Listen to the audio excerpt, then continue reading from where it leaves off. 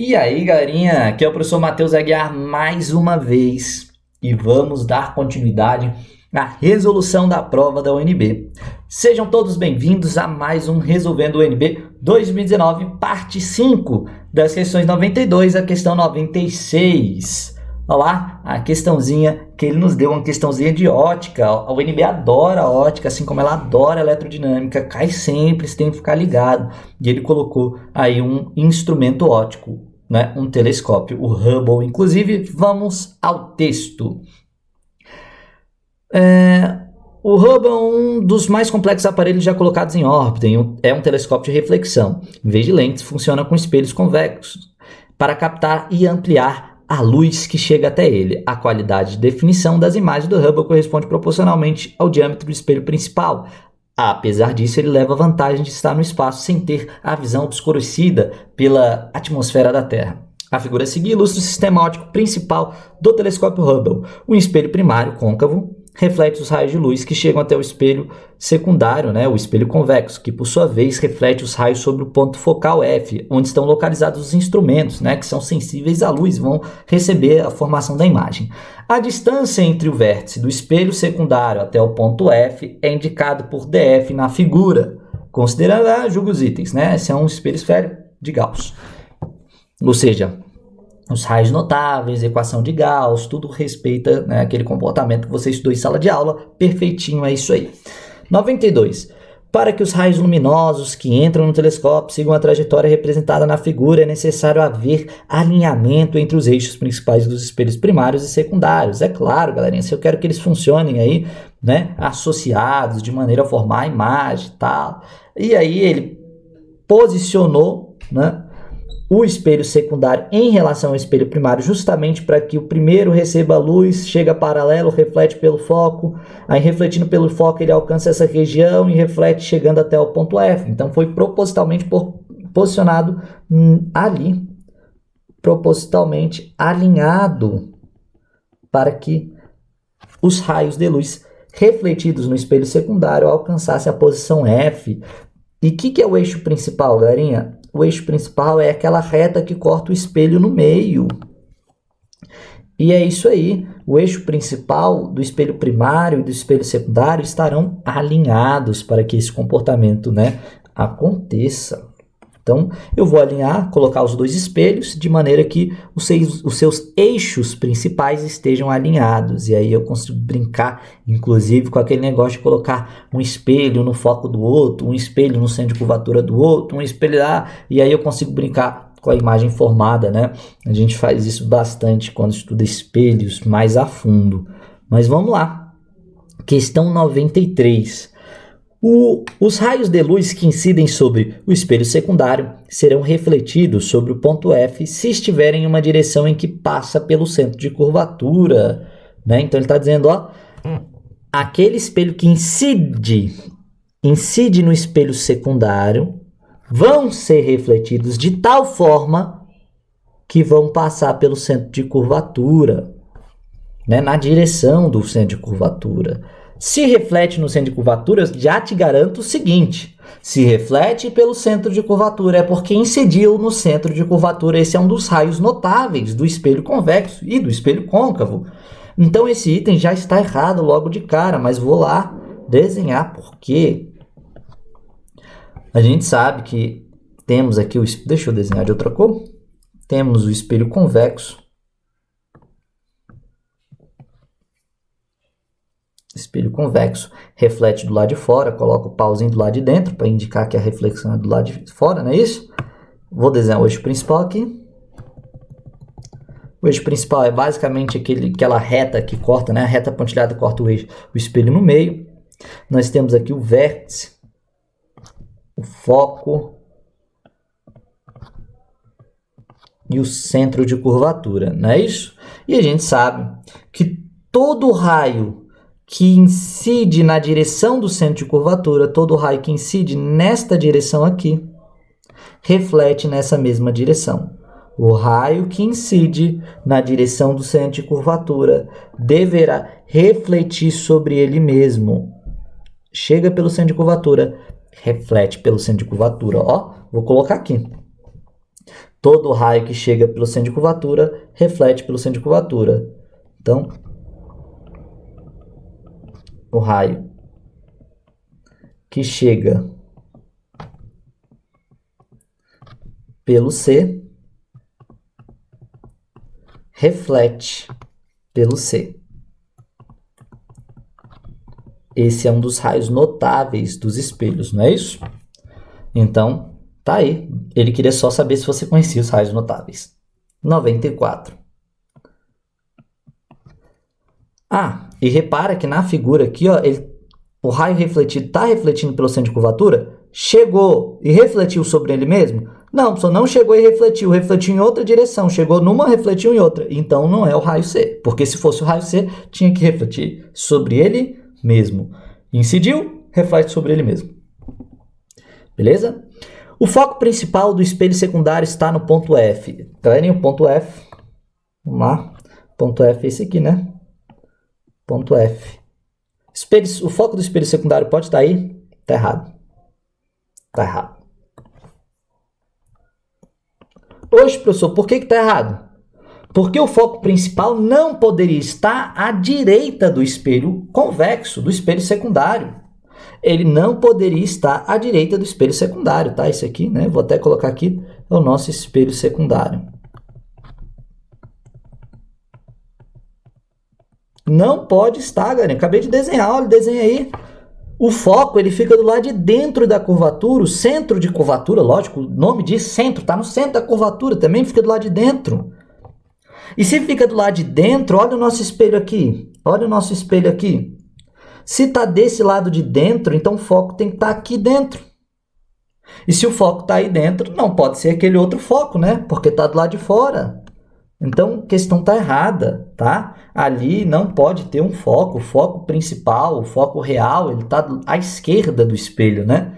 Desenhado.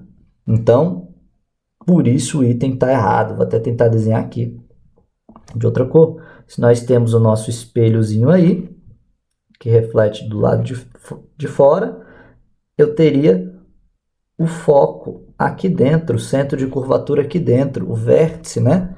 Então, tá errado. Vou colocar aqui por que tá errado. O foco do espelho secundário, que é convexo, não é isso? Está à sua esquerda, dentro da curvatura do espelho, né, isso, galerinha? Então, não era um item difícil, era só saber aonde que fica cada ponto do espelho, né? Cada elemento, centro de curvatura, foco e tal. Então, item errado. 95.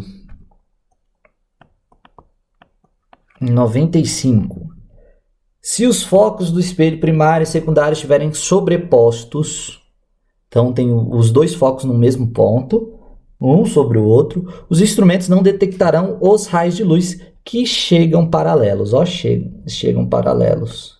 Se os focos forem sobrepostos. Vamos verificar isso aqui. Vamos desenhar, né? Então, eu tenho o espelho primário, que é um espelho côncavo. Espelho côncavo não reflete do lado de fora, coloco o pau do lado de fora. Pauzinho aqui, né? E aí eu tenho o espelho convexo. O espelho convexo é o espelho que reflete do lado de fora. Eu coloco o pauzinho do lado de dentro. E aí eu vou colocar o eixo principal aqui, né? Que vai dividir esses espelhos. Aliás, deixa eu fazer uma coisa melhor aqui. Rapidinho. Tentar desenhar um pouquinho melhor, galerinha. Não ficou muito melhor não, né? Então, peraí. E aí, colocar o pauzinho do lado de fora, porque ele reflete do lado de dentro. E eu vou colocar o meu outro espelho aqui. Aí, pauzinho do lado de dentro, porque ele reflete do lado de fora. A gente pode representar os espelhos assim, tá? Quando são esféricos. Os eixos principais aí alinhados. não é isso?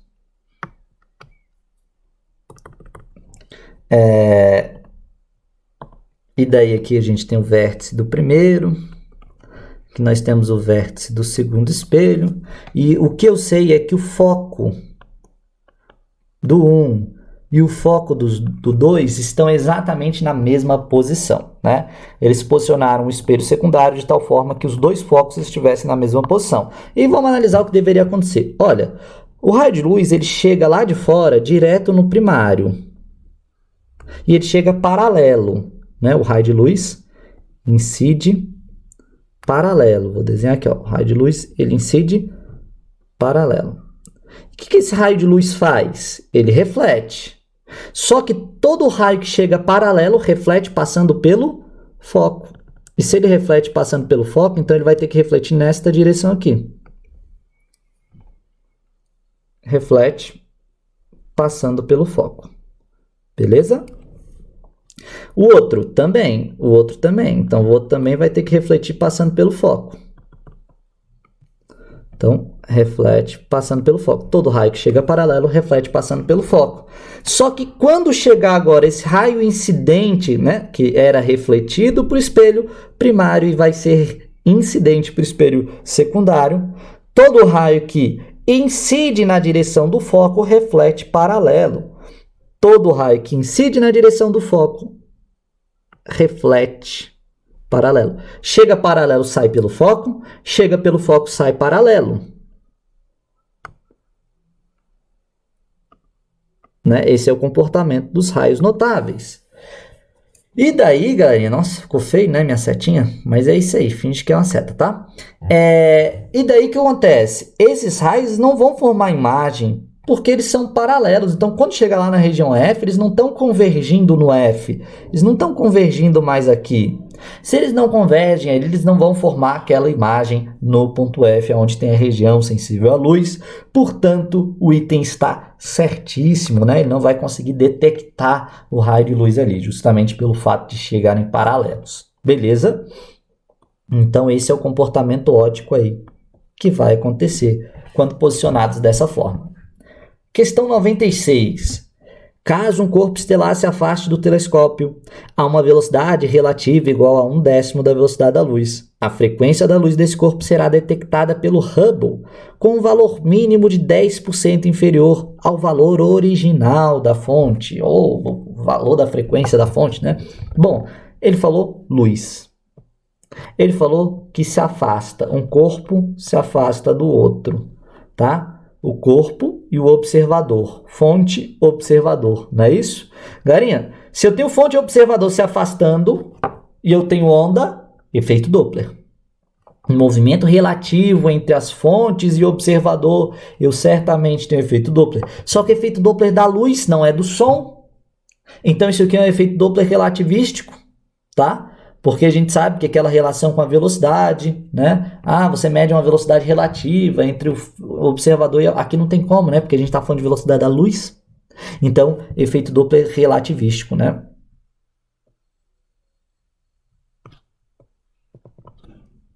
Beleza? Então, a gente tem que aplicar a equação do efeito Doppler relativístico, que é diferente da equação do efeito Doppler, que a gente aplica, por exemplo, para o som. Né? É muito parecido, mas não é igual. E qual é a equação, professor? Bom, a equação do efeito Doppler relativístico é essa aqui, ó. Raiz, né, de 1 menos, mais ou menos, menos e mais. Aí eu vou colocar aqui V sobre C. V sobre C. Beleza? Cuidado, porque aqui tem o mais e tem o menos, e é de propósito isso, porque é mais em cima e menos embaixo se for a aproximação. Se for a aproximação, vamos atribuir sinal positivo em cima e negativo embaixo, porque a frequência deve aumentar. E, se for afastamento, há uma diminuição na frequência, portanto, negativo em cima e positivo embaixo. E isso vai indicar o afastamento. Afastação, professor? Não, afastamento, hein? beleza? Então tem que atribuir sinal direitinho conforme for a situação. E aqui, repara que ele disse que se afasta, tá? Isso aqui vai nos ajudar a fazer o quê? A atribuir o sinal na equação. Outra coisa que a gente sabe é que ele falou que a velocidade v é 1/10 da velocidade da luz, né? Então, quando a gente for fazer a razão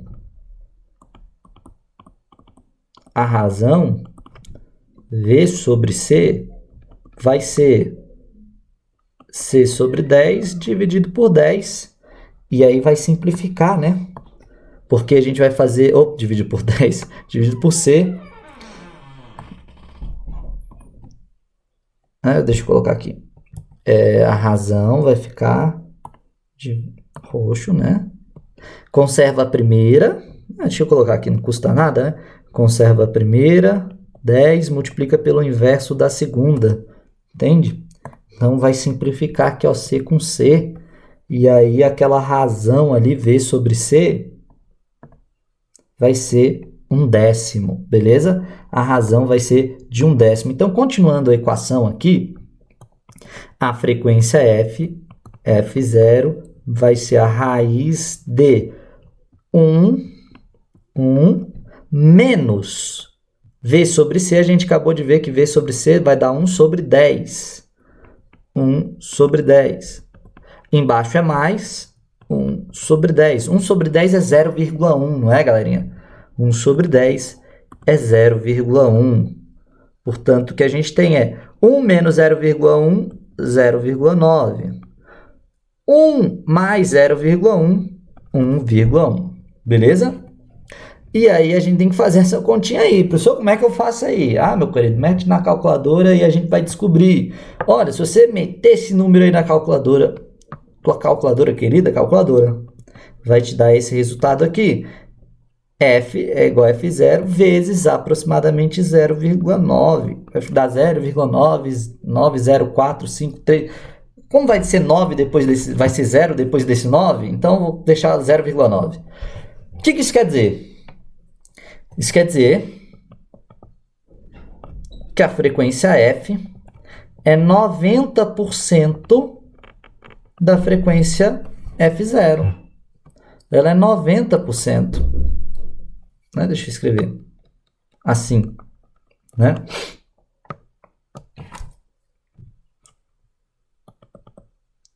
F é 90% de F0. É isso que ele quer dizer, beleza? Só quem é o F, quem é o F0? Galerinha, F é a frequência medida. E F0 é a frequência da fonte. Tá? E aí, ele falou que será detectado com um valor mínimo de 10% inferior ao valor da fonte. Então, 10% inferior, a frequência F é 10% menor do que a frequência F0? Sim.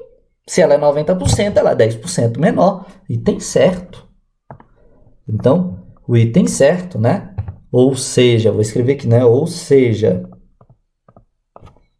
F é 10% menor que F0. Né? Na verdade, não é 10%, é 9%, né? É inferior a 10%. É 9% menor. Então, item certo, porque é realmente inferior a 10%, esse valor mínimo aí, né, observado. Tá? No mínimo. Então, é isso aí mesmo, item certo. Espero que vocês tenham entendido essa minha explicação, né? Essa breve, rápida explicação da resolução dessas questões. Espero contribuir com o estudo de vocês e a futura aprovação, meus queridos calouros, futuros calouros. É isso, galerinha. Grande abraço e até mais!